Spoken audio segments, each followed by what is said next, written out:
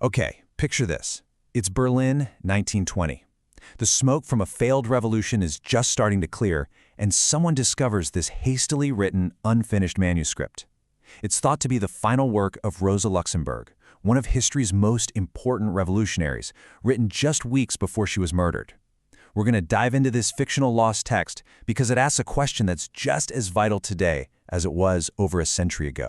The whole manuscript is really driven by one single burning question. It was written in this moment of incredible hope, but also immense danger. With the old world collapsing all around, what was the right way forward?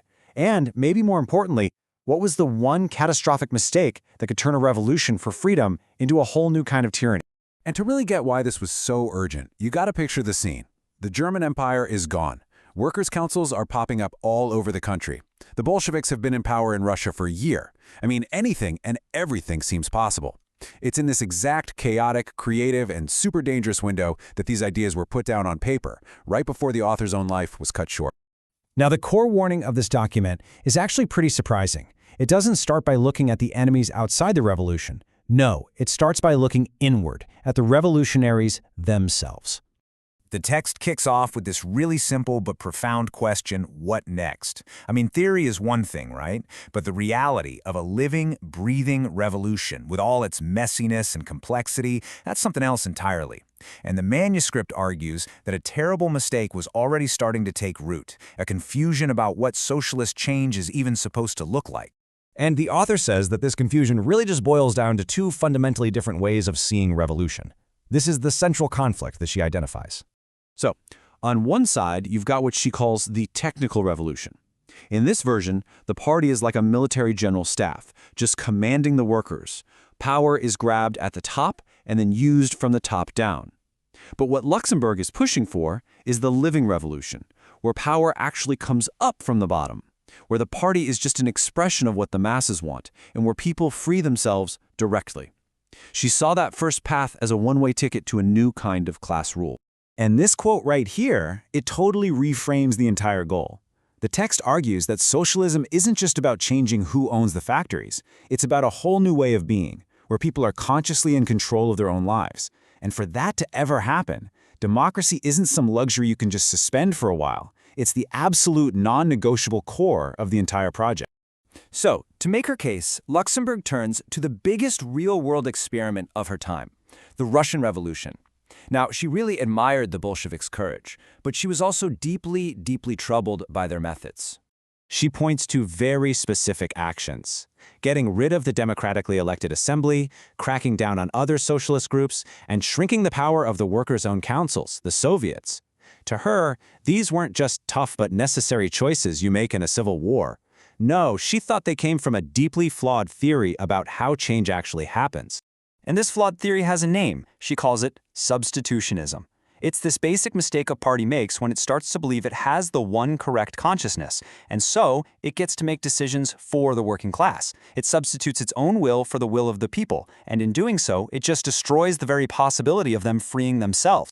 And this analogy just brilliantly sums up her counterargument. You can't just wait around for people to become conscious enough to be able to handle freedom. People learn how to govern by governing. They learn to be free by exercising their freedom. If you deny them that chance because you think you're protecting them, you're falling into a trap that prevents the very growth you claim you want. So this brings us to what Luxemburg saw as the ultimate threat. If you follow the logic of substitutionism to its conclusion, it doesn't lead to freedom. Oh no, it leads somewhere else entirely. The text lays out this terrifyingly logical progression. See, it starts with restricting democracy, all in the name of efficiency. Well, that centralizes power in the hands of officials nobody elected. Pretty soon, these officials become a new elite, a bureaucracy that has its own interests, namely keeping its own power. And just like that, the revolution that was supposed to end class rule has created a brand new ruling class. The dictatorship of the workers has become a dictatorship over them. And the final outcome is just so stark. You haven't achieved socialism.